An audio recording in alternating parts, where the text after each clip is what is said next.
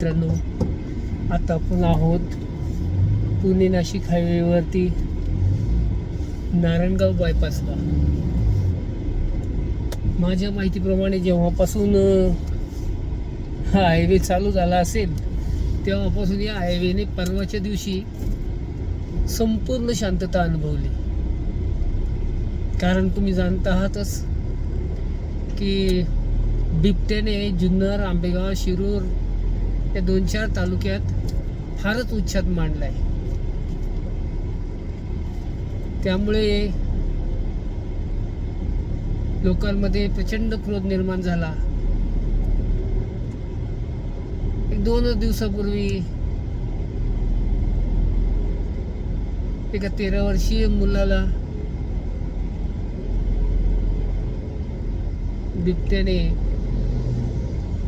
मारलं आणि त्यापूर्वी 8-10 दिवसात अशाच 2 घटना घडल्या होत्या. त्यामुळं झालं काय की वारंवार शासनाकडे मागण्या मागू लोक कंटाळले बिबट्याचा बंदोबस्त करण्यासाठी.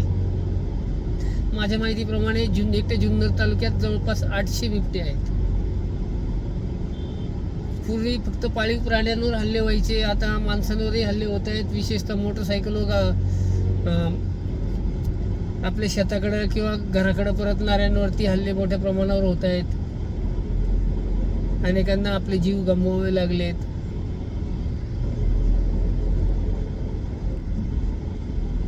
आणि त्यामुळं हा हायवे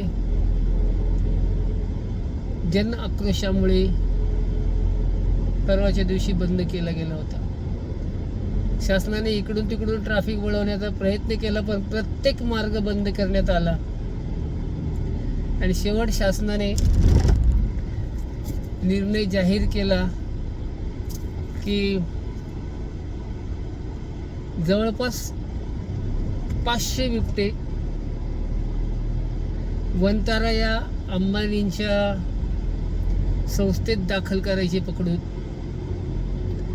आणि नरभक्षक बिबट्यांना गोळ्या घालायच्या.